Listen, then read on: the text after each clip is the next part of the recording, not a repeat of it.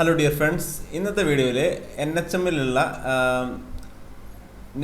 Non nursing ആയിട്ടുള്ള കുറച്ച് വേക്കൻസിയെ പറ്റിയാണ് പറയുന്നത്. നമ്മൾ ഇങ്ങനത്തെ വീഡിയോകളും ഈ ഒരു ചാനലിൽ ചെയ്യുന്നുണ്ട്. അപ്പോൾ കുറേ മറ്റുള്ള ജോലി നോക്കുന്ന ആളുകൾക്ക് ഇത് യൂസ്ഫുൾ ആയിരിക്കും എന്ന് വിചാരിക്കുന്നു. ഇപ്പോൾ 2-3 ആളുകൾ എന്നോട് പറയുകയുണ്ടായി, സാധാരണ നേഴ്സിംഗ് ഇതര യോഗ്യതയുള്ളവർക്കും അപേക്ഷിക്കാൻ പറ്റുന്ന ജോലികൾ എന്തൊക്കെയാണെന്ന് എനിക്ക് ചോദിക്കുകയുണ്ടായി. അപ്പം ഓരോ ആളുകളും ജോലിക്ക് വേണ്ടി ഒരുപാട് കഷ്ടപ്പെടുന്ന ആളുകളുണ്ടാകാം. ഒരുപക്ഷെ നിങ്ങൾ ഈ കാണുന്ന ആൾക്കാരുടെ ജോലി വേറെ ഇതിലും നല്ല ജോലി ആയിരിക്കാം.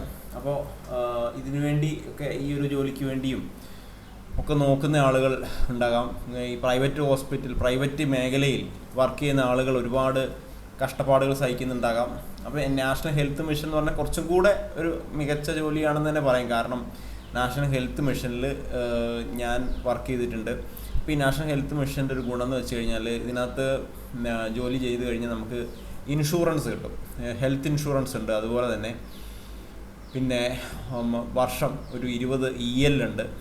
അങ്ങനെ കുറേ ഗുണങ്ങളുണ്ട്. പിന്നെ നമ്മുടെ പ്രൈവറ്റ് പോലെ അത്ര ഇങ്ങോട്ട് വലിയ കുഴപ്പമുള്ള ജോലിയൊന്നുമല്ല. ഞാൻ വർക്ക് ചെയ്തുകൊണ്ടാണ് ധൈര്യമായിട്ട് പറയുന്നത് കേട്ടോ.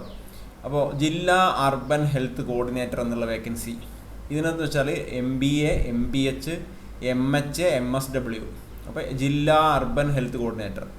ഇപ്പോൾ നിങ്ങളുടെ ഇതിപ്പോൾ ഈ ജില്ല ഉള്ളതെന്ന് വെച്ചാൽ നമ്മുടെ ഇടുക്കി ജില്ലയാണ് കേട്ടോ. ഇടുക്കി ജില്ലയിലാണ്.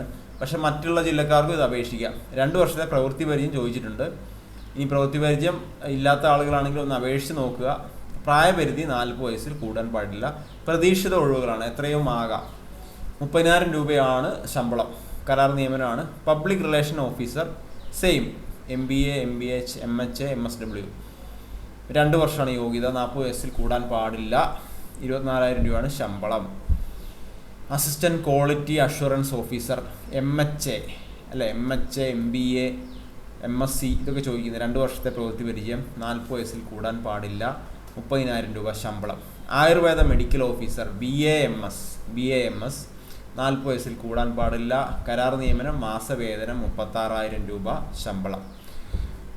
Senior treatment lab supervisor BSc MLT, DMLT, Kerala paramedical council registration വേണം. ഇരുചക്ര വാഹന ലൈസൻസ് നിർബന്ധം. അങ്ങനെ കുറച്ച് കാര്യങ്ങൾ പറയുന്നുണ്ട് കേട്ടോ. അപ്പോൾ 20,500 ശമ്പളം.